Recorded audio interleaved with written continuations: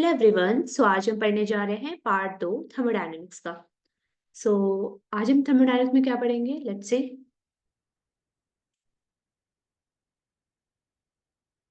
आज हम पढ़ने जा रहे हैं ऊष्मा, आंतरिक ऊर्जा तथा कार्य के बारे में। साथ ही साथ हम जानेंगे ऊष्मागतिकी का प्रथम नियम को। चलिए शुरू करते हैं सबसे पहले ऊष्मा से। ऊष्मा, आंतरिक ऊर्जा तथा कार्य को पढ़ना इसलिए जरूरी है क्योंकि ये सभी टर्म्स हमारे ऊष्मागतिकी के प्रथम नियम में यूज होने वाले हैं। साथ ही साथ ये हमारे थर्मोडायनेमिक्स में भी काफी यूज होंगे क्योंकि ये कहीं ना कहीं स्थूल चर जो है, या फिर हम कह सकते हैं हमारे निकाय हुई अवस्था को बताने के लिए जरूरी टर्म्स है। हमारे निकाय किस अवस्था में है, उस अवस्था को जानने के लिए हम थर्मोडायनेमिक्स पढ़ते हैं। उसी थर्मोडायनेमिक्स में हम हमारा जो इंटरेस्ट होता है वो किसी भी सिस्टम के किस स्टेट में वो प्रेजेंट है उसको जानने में हमारा इंटरेस्ट होता है। उस स्टेट को जानने के लिए हमारे जो हेल्प करते हैं जो वेरिएबल्स, वो ये वेरिएबल्स है, इसलिए इसको जानना हमारे लिए जरूरी है। सबसे पहले हम बात करते हैं ऊष्मा या हीट की। ऊष्मा हीट का क्या मतलब होता है? ऊष्मा और हीट जो होती है वह एक ऊर्जा का रूप होती है। जिस तरह से हम एनर्जी को पढ़ते हैं, तो ऊष्मा एक एनर्जी होती है, लेकिन यह एक ऐसी एनर्जी होती है जो कि ताप के कारण होती है। जब किसी का टेम्परेचर होगा, उस वजह से यहाँ पे जो ऊर्जा होती है उसे हम ऊष्मा कहते हैं। ऊर्जा के अन्य रूपों की तरह ही ऊष्मा का भी प्रवाह होता है। हम जानते हैं ऊर्जा का प्रवाह होता है, ट्रांसफर होता है। वैसे ही ऊष्मा जो होती है उसका भी ट्रांसफर होता है। किसी पदार्थ का गर्म या ठंडा होने के कारण उसमें जो ऊर्जा होती है उसको हम हीट कहते हैं। ठीक है, तो सरल टर्म में हम बोल सकते हैं ऊष्मा एक ऊर्जा का ही प्रकार होता है जिसका प्रभाव होता है और यह ताप के कारण प्रेजेंट होती है। आंतरिक ऊर्जा यानी इंटरनल एनर्जी क्या होती है? इंटरनल एनर्जी को हम कैपिटल यू से प्रदर्शित करते हैं और हीट को वहां पे हम एच से प्रदर्शित करते हैं। ठीक है, तो आंतरिक ऊर्जा का मतलब होता है अणुओं की स्थितिज और गतिज ऊर्जाओं का योग। अणु मतलब जो गैसेस है, गैस के अंदर मॉलिक्यूल्स होते हैं बहुत सारे, उसकी जो स्थितिज ऊर्जा यानी potential energy and kinetic energy का जो सम होता है उसको हम कहते हैं आंतरिक ऊर्जा। यह एक अवस्था चर होता है। अवस्था चर हम इसे डिटेल में पढ़ेंगे आगे, लेकिन अवस्था चर एक ऐसे चर होते हैं, एक ऐसे वेरिएबल्स होते हैं जिसे हम स्टेट वेरिएबल्स कहते हैं। ऐसे वेरिएबल्स होते हैं जो किसी भी सिस्टम के इक्विलिब्रियम के स्टेज में उसकी अवस्था को बताते हैं, उसके बारे में बताते हैं कि वो किस स्टेज में है। यह निकाय की दी हुई अवस्था पर निर्भर करता है। हम इस वाले डायग्राम से जो आपको दिखाई दे रहा है, इस डायग्राम से हम कुछ टर्म्स को देखेंगे। हम यहाँ पे पढ़ने वाले हैं ऊष्मा, कार्य, जस्ट वेट। तो यहाँ पे हम पढ़ेंगे ऊष्मा, कार्य और आंतरिक ऊर्जा। क्यू मतलब ऊष्मा, डब्ल्यू मतलब यहाँ पे कार्य हुआ और यू मतलब यहाँ पे आंतरिक ऊर्जा हुई। इन तीनों को से हमारा क्या मतलब है वो हम इस डायग्राम से, सिंगल डायग्राम से जानने वाले हैं। देखो, ऊष्मा और कार्य, ऊष्मा बोले या फिर कार्य बोले, दोनों ही ऊर्जा के स्थानांतरण की एक विधि होती है। अगर हम ऊर्जा का स्थानांतरण हमें करना होता है तो उसके लिए हम ऊष्मा भी यूज करते हैं और कार्य भी यूज करते हैं, लेकिन दोनों फिर भी डिफरेंट है। कैसे? और यहाँ पे ये बात ध्यान रखनी है कि जब भी ऊष्मा और कार्य के द्वारा ऊर्जा का स्थानांतरण होता है तो उसमें चेंज होती है आंतरिक ऊर्जा। किसी भी सिस्टम की आंतरिक ऊर्जा में चेंजेस आएंगे जब हम उस निकाय में कुछ ऊष्मा का ट्रांसफर होगा या उस निकाय पर हम कार्य करेंगे तो उसकी आंतरिक ऊर्जा में चेंजेस आता है। ठीक है, सबसे पहले हम ए पार्ट को अगर देखें, नीचे वाले पार्ट को, तो यहाँ पे हम समझेंगे ऊष्मा को यानी हीट को। हमारे पास एक सिस्टम है और सिस्टम को हमने हीट दी है, यानी हमने इसको हीट दी, ऊष्मा दी। ऊष्मा देने के कारण क्या होता है, क्योंकि ताप में अंतर होता है, बाहर हम ऊष्मा दे रहे हैं और अंदर इसके टेम्परेचर डिफरेंट होगा। ऑफकोर्स लो टेम्परेचर होगा, कम टेम्परेचर होगा इस सिस्टम का, और हम बाहर से इसको ऊष्मा दे रहे हैं। तो यहाँ पे क्या होगा, हम ऊर्जा का स्थानांतरण कर रहे हैं ऊष्मा के द्वारा। तो यह ऊर्जा का स्थानांतरण, यहाँ पे ऊर्जा का स्थानांतरण इसलिए हो पा रहा है क्योंकि यहाँ पे ताप में अंतर है, यानी ऊष्मा मतलब ताप में अंतर के कारण ही प्रदान की जाती है। तो यहाँ पर क्या हो जाएगा, इसके मॉलिक्यूल्स में क्या हो जाएगी, आंतरिक ऊर्जा यहाँ पे इसकी बढ़ जाएगी। ठीक है, आंतरिक ऊर्जा में यहाँ पे परिवर्तन हमें दिखाई देगा। तो हम कह सकते हैं कि निकाय तथा परिवेश के बीच जो ताप के अंतर होता है, यानी टेम्परेचर डिफरेंस होता है, उसके कारण ऊष्मा को ऊर्जा के स्थानांतरण के रूप में परिभाषित करते हैं। ठीक है, तो ऊर्जा का यहाँ पे स्थानांतरण हो रहा है ऊष्मा के रूप में, तो इसको हम कहते हैं ऊष्मा।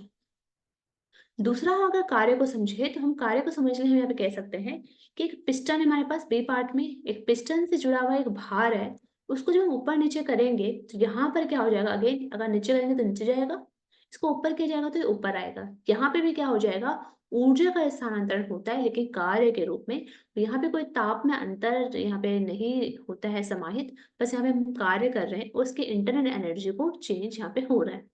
ठीक है।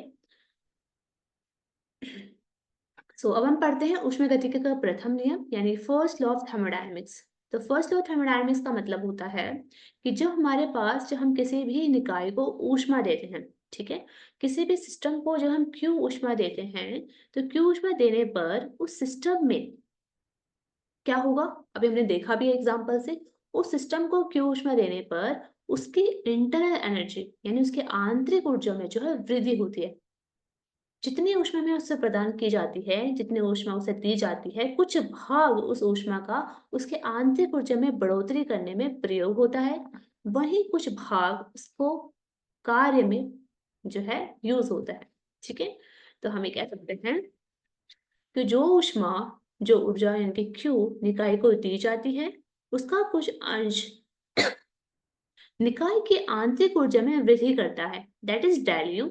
डेल यू का मतलब हुआ आंतरिक ऊर्जा में यहाँ पे वृद्धि हो रही है, तथा शेष जितना भाग बचेगा ऊष्मा का, उसके द्वारा यहाँ पे कार्य किया जाएगा। तो यही हमारा ऊष्मागतिकी का प्रथम नियम होता है। ठीक है। क्यों हमने ऊष्मा किसी सिस्टम को दी, उसका कुछ भाग उसके आंतरिक ऊर्जा में जो है वृद्धि करता है, और कुछ जो शेष भाग बचेगा उसके बाद वो उसके कार्य में यूज होता है। तो अगर हम इसको ऐसे लिख सकते हैं कि del Q minus del W is equal to del U होता है। अगर यहाँ पे आंतरिक ऊर्जा में कोई भी चेंज नहीं होगा, सपोज करते हैं कि हमने जितनी ऊष्मा उसको दी है सिस्टम को, उसने कुछ भी आंतरिक ऊर्जा में परिवर्तन नहीं करा है, तो यहाँ पे इसका मतलब सिंपली ये हो जाएगा कि जितने भी हमने उसको ऊष्मा दे रखी है, उसका सारा का सारा ऊष्मा दी गई जो है उसके कार्य करने में खर्च हो गई है, यानी कि del Q is equal to del W हो जाएगा। इकाई को दी गई ऊष्मा निकाय द्वारा परिवेश पर कार्य करने में पूर्ण रूप से उपयोग में आ जाती है। हमें पता है कि डेल डब्ल्यू बराबर होता है पी डेल वी। ये हम फॉर्मूला पढ़ते हैं, W is equal to P V. ठीक है। अगर हम फॉर्मूले में रखें तो हमारे पास एक फॉर्मूला डिराइव होकर आ जाता है कि del Q is equal to del U plus P del V होता है। तो आपको दोनों ही फॉर्मूले याद रखने होंगे, ये वाले न्यूमेरिकल में हम इसे यूज करेंगे।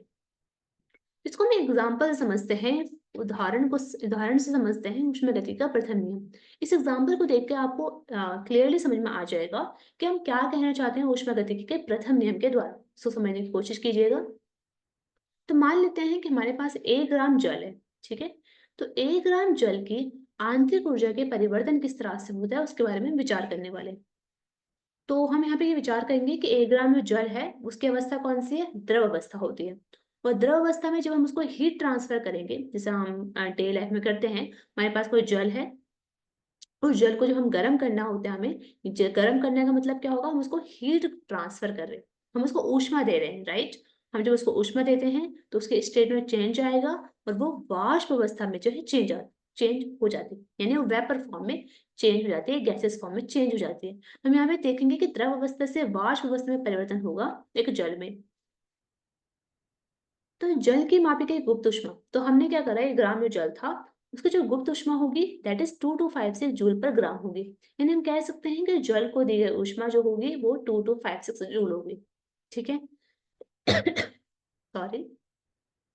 तो हम ये देखते हैं कि वायुमंडलीय दाब पर जो 1 ग्राम जल होता है उसका जो आयतन होता है, आयतन का मतलब हुआ V, ये हमें पता होगा, ये हमें गिवन है कि 1 ग्राम जल का जो आयतन होता है वो द्रव अवस्था में यानी लिक्विड फॉर्म में जो है वो 1 सेंटीमीटर क्यूब होता है, तथा जो उसकी गैसेस अवस्था होती है उस पर जो उसका आयतन होता है वो होता है 1671 सेंटीमीटर क्यूब। ठीक है। अब हम यहाँ से इस इंफॉर्मेशन से उस जल पर इस ऊष्मा देने पर हम कार्य निकाल सकते हैं। अगर हम कार्य निकालें कि कितना कार्य उस जल पर किया जा रहा है, तो हम इस फॉर्मूले के द्वारा that is P del V यानी P V G minus V L, यहाँ से हम इसको डब्ल्यू काम निकाल सकते हैं, और डब्ल्यू काम निकालने पर हमारे पास जो रिजल्ट आएगा दैट द्रव पे इतना काम जो किया जा रहा है ऊष्मा देने पर। अगर हम इसकी इंटरनल एनर्जी को निकालें, the formula is del U is equal to, हमारे पास आ जाएगा कि क्यू माइनस डब्ल्यू। तो हमारे पास फॉर्मूला आ जाएगा Q minus W. According to first law of thermodynamics, तो del U is equals to हो जाएगा Q यानी 2256 जितनी उसकी गुप्त ऊष्मा है माइनस W जो कि अभी हमने निकाला है। तो आपको इसको देख सकते हो कि U जो है वो आ जाएगा 2086। तो यहाँ पे हमें क्या क्या हमें एनालाइज करना है यहाँ पर कि हमने सिस्टम को जो ऊष्मा दी थी वो कितनी ऊष्मा दी थी, हमने उसको 2256। तो हमने जल को इतनी ऊष्मा जो है दी थी, जूल। ठीक है। अब जब हमने उतनी ऊष्मा उसको दी तो सिस्टम के द्वारा कुछ ऊष्मा जो है अपनी इंटरनल एनर्जी को वृद्धि करने में यूज की गई। वो कितनी एनर्जी उसने यूज करी है इंटरनल एनर्जी में, दैट इज 2086। 2086 नियरली 2086 जो है जूल जो है इतना काम जो है इतनी जो आंतरिक वृद्धि करने में यूज किया गया। ये क्या है बेसिकली, दिस इज आंतरिक ऊर्जा। जल की आंतरिक ऊर्जा हमारे पास इतने निकल चुके हैं। तो आप इसको देख सकते हो कि इतनी ऊष्मा दी गई, इतना तो है जो है आंतरिक ऊर्जा में वृद्धि करने में यूज हो चुका है। तो इसमें से माइनस अगर हम करेंगे इसको तो हमारे पास जो काम आ जाएगा यानी जो वर्क किया गया वो केवल और केवल 1692 जूल काम किया गया है यहाँ पे। ठीक है, दिस इज 1692 जूल काम किया गया है। यानी इतनी ऊष्मा देने के बाद इतना ज्यादा आंतरिक ऊर्जा में वृद्धि की गई है और इतना कम काम यहाँ पे किया गया है। तो ये हमें समझना होगा ऊष्मागतिकी के प्रथम नियम के अनुसार। तो इस प्रकार हम देख सकते हैं कि ऊष्मा का अधिकांश जो भाग है वो जल की आंतरिक ऊर्जा में वृद्धि करने में व्यय होता है। इस प्रक्रिया में जल द्रव से वाष्प अवस्था में परिवर्तित हो जाता है। ठीक है। तो इस प्रक्रिया में जल वाष्प में परिवर्तित क्यों हुआ, क्योंकि उसके आंतरिक ऊर्जा में ज्यादा काम जो है वो किया जा रहा है। उसको गर्म करने में जो है काम कम किया जा रहा है किसी भी लिक्विड को। ठीक है। सो आज के लिए इतना ही। अब हम देखते हैं रिव्यू। हमने ये समझा कि ऊष्मा और कार्य जो होते हैं बेसिकली वो ऊष्मागतिकी में स्थित चर नहीं होते।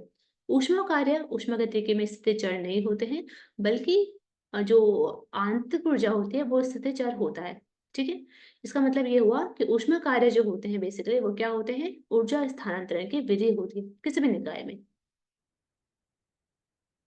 ऊष्मागतिकी का प्रथम नियम हमने जाना, that is del Q is equals to del U plus del W होता है। ठीक है। ये आपको क्लियरली याद रखना है कि किसी भी सिस्टम को ऊष्मा देने पर कुछ अंश उसके आंतरिक ऊर्जा में वृद्धि करने में खर्च होता है तथा शेष भाग कार्य करने में होता है। तो नेक्स्ट हम क्या जानेंगे, नेक्स्ट हम जानेंगे विशिष्ट ऊष्माधारिता किसे कहते हैं। ठीक है। तब तक के लिए थैंक यू।